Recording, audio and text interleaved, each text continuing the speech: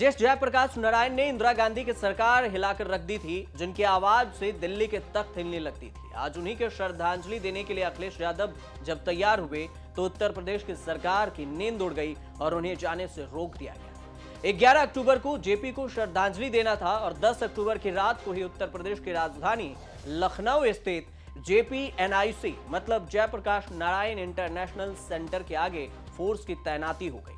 यहां भी बैरिकेड्स लगाए गए, लेकिन रातों रात अखिलेश यादव प्रशासन को भी चकमा देकर JPNIC के अंदर घुस गए।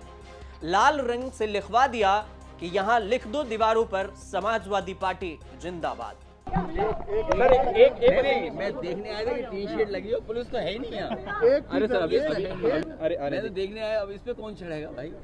ये देखिए और कुछ हम भी लिख सकते हैं पेंट से। पेंट दे दो भाई साहब, ब्रश में पेंट से तू लिख दे भाई, समाजवादी पार्टी जिंदाबाद। कोई तो लिख दे पेंट, समाजवादी पार्टी लिखते कब तक खड़े रहोगे आप? 6 महीने के 1 साल हैं? ठीक है सीएम साहब। मीडिया के सवालों के जवाब में कहा कि मूर्ति को श्रद्धांजलि देने से रोकना डरे हुए सरकार की पहचान। अखिलेश यादव के साथ उनके चाचा शिवपाल भी आए और सोशल मीडिया पर उन्होंने पोस्ट कर दिया। उन्होंने लिखा कि सत्ता के मद में चोर बीजेपी लोकतंत्र की बैरिकेडिंग करना चाहती है। सत्ता का तंत्र कभी लोक के तंत्र पर भारी नहीं हो सकता। अतीत से सबक लीजिए सरकार, लोकतंत्र में तानाशाही लंबी नहीं चलती। ये सरकार गूंगी बहरी तो है ही, लेकिन आजकल इसको दिखाई भी नहीं दे रहा है। इनके विकास के काम तो रोके ही हैं, लेकिन सही मायने में देखोगे तो विनाशकारी सरकार है। भारतीय जनता पार्टी के लोग विनाशकारी लोग हैं। इन्हें कोई अच्छी चीज दे दो उसका विनाश कर देंगे। हम समाजवादी लोगों को पहले भी रोकने की कोशिश की थी, लेकिन आज क्योंकि नवरात्र की रामनवमी है, त्योहार के दिन भी सोचिए कैसा अधर्म का काम कर रहे हैं। भारतीय जनता पार्टी दावा करती है कि वो सभी त्योहारों को मनाती है। बताओ, हम समाजवादियों को त्योहार भी नहीं मनाने दे रही, हम लोगों को भी नहीं मनाने दे रही, अपने प्रेस के साथियों को भी नहीं मनाने दे रही, पुलिस कर्मियों को भी नहीं मनाने दे रहे हैं। और सोचिए क्या साजिश है, खुद त्योहार मना रहे हैं और हम लोगों को त्योहार नहीं मनाने दे रहे हैं। ये अगर त्योहार नहीं होता, आज ये त्योहार नहीं होता, तो ये बल्लियां और ये बैरिकेडिंग और टीन के शेड समाजवादियों को नहीं रोकते। इधर सोशल मीडिया और JPNIC के बाहर विरोध चलता रहा। पुलिस अखिलेश के घर के बाहर भी तैनात हो गई। जिद पर अड़े अखिलेश भी डटे रहे और जेपी की मूर्ति घर के कैंपस में ही मंगवा लिया। शिवपाल ने भी इसे शेयर किया और फिर लिखा कि लोकनायक जयप्रकाश नारायण की जयंती पर शत-शत नमन। अखिलेश यादव ने JPNIC जाने की जिद छोड़कर घर से बाहर निकलकर जेपी के मूर्ति का माल्यार्पण किया। मूर्ति का माल्यार्पण तो किया, लेकिन साथ में अखिलेश यादव ने नसीहत भी बिहार के CM नीतीश कुमार को दे डाली। उन्होंने नीतीश कुमार को इसलिए नसीहत दी क्योंकि नीतीश कुमार NDA के साथ गठबंधन में है। जैसे उत्तर प्रदेश के लिए समाजवादी के नेता राम मनोहर लोहिया है, वैसे ही बिहार के लिए जननायक जयप्रकाश नारायण यानी कि जेपी। अखिलेश यादव ने बिहार के CM नीतीश कुमार से बड़ी अपील की और उन्होंने कहा कि नीतीश कुमार भी उन्हीं जेपी आंदोलन से आते हैं जिसने देश में आंदोलन किया। वो भी यह देख रहे होंगे, उन्हें चाहिए जो लोग जेपी की जयंती नहीं मनाने दे रहे हैं उनसे समर्थन वापस ले लें। अखिलेश यादव के बयान पर नीतीश कुमार की पार्टी JDU बुरी तरह से भड़क गई और JDU के प्रवक्ता राजीव रंजन ने कहा कि अखिलेश यादव को गठबंधन तोड़ने की सलाह देने के बजाय खुद आत्ममंथन करना चाहिए। अखिलेश यादव ने जेपी के जीवन मूल्यांकन को किस हद तक अपनाया है।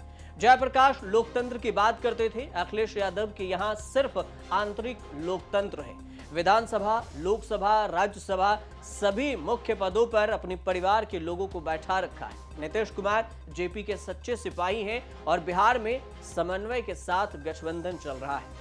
अंत में एक सवाल ये भी समझ लीजिए कि राजनीति अखाड़ा आखिर क्यों बन गया अखिलेश का ड्रीम प्रोजेक्ट JPNIC। आम जनता के खून पसीने की कमाई अरबों रुपए खर्च कर उत्तर प्रदेश के गोमती नगर के किनारे गगनचुंबी इमारत बनाई गई JPNIC।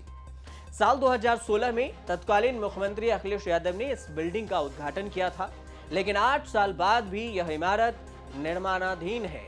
यहां निर्माण का सामान फैला हुआ है और बारिश के कारण जीव जंतु होने के कारण यहां पर एंट्री किसी को जाने की नहीं है। ये लखनऊ के विकास प्राधिकरण का कहना है। इसी वजह से JPNIC में जाने से अखिलेश यादव को रोक दिया गया।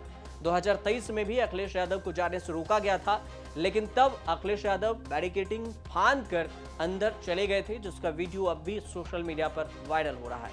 इसके बाद अब चर्चा होने लगी है कि आखिर क्या वजह है जो सरकार और प्रशासन अखिलेश यादव के JPNIC जाने के समय किसी न किसी तरह की अड़चनी पैदा कर देती है। JPNIC पूर्व मुख्यमंत्री अखिलेश यादव के ड्रीम प्रोजेक्ट में से एक है। यह 18.6 एकड़ में फैला हुआ है और इसमें अनेक सुविधाएं हैं। इनमें कन्वेंशन हॉल है, 107 कमरों वाला एक लग्जरी होटल है, एक जिम, सैलून, रेस्तराएं, 2000 सीटों वाला कन्वेंशन हॉल, एक ओलंपिक साइज का स्विमिंग पूल, 591 गाड़ियों के लिए 7 मंजिला कार पार्क और समाजवादी नेता जयप्रकाश नारायण के जीवन और विचारधारा को समर्पित एक संग्रहालय भी शामिल। सपा ने अखिलेश के कार्यक्रम को लेकर जिम्मेदार अधिकारियों को पत्र लिखा था, जिसमें LDA ने अपना जवाब देते हुए अखिलेश यादव को जाने से मना कर दिया। LDA सचिव की ओर से जारी पत्र में कहा गया कि JPNIC एक निर्माण स्थल है जहां निर्माण सामग्री इधर उधर फैला हुआ है। बारिश के कारण कई कीड़े मकोड़े यहां पर हो सकते हैं और अखिलेश यादव को Z+ श्रेणी की सुरक्षा प्राप्त है, जिसके कारण सुरक्षा लिहाज से प्रतिमा का माल्यार्पण करना, JPNIC का दौरा करना सुरक्षित और उचित नहीं। इस पर अखिलेश यादव ने एक और तंज कसा और कहा कि यह सरकार गरीबों को भेड़ियों से नहीं बचा पाती है, तो सरकार हमारे स्वास्थ्य को क्यों ऐसा चिंता कर रही है और इस बात की क्यों चिंता कर रही है कि वहां बिच्छू है, इस सरकार में ही बिच्छू है। समाजवादी पार्टी आंदोलन इसी तरह से जारी रहेगा समाजवादी का। आपको अंत में यह भी बता दें कि JPNIC को मौजूदा हालात में ही खोलने की तैयारी थी 2017 में, लेकिन शासन के निर्देश के बाद LDA ने इसे नहीं खोला। 2017 में इसकी जांच भी हुई, लेकिन काम को ठप कर दिया गया और इसी की वजह से यहाँ लोग जो मशीन थी वो सारे खराब हो गए हैं। अब झाड़ियां उग गई है यहाँ पर और इसकी स्थिति जर्जर सी हो गई है। निर्माण शुरू होने से पहले JPNIC की अनुमानित राशि 265.58 करोड़ रुपए बताई गई। 2014 में 350 करोड़, वहीं पर अब इसकी अनुमानित राशि 864.99 करोड़ रुपए हो गई है। 2023 में LDA के शासन में 60.43 करोड़ रुपए की और भी डिमांड की गई थी, लेकिन बावजूद इसके JPNIC का जो कन्वेंशन सेंटर है वह भी बिखरा पड़ा है और यही एक तरकीब है, यही एक वजह है जो वजह बताकर अखिलेश यादव को रोका जा रहा है और जिस पर भारी विवाद उत्तर प्रदेश में हो रहा है। आप देखते रहिए न्यूज़ तक।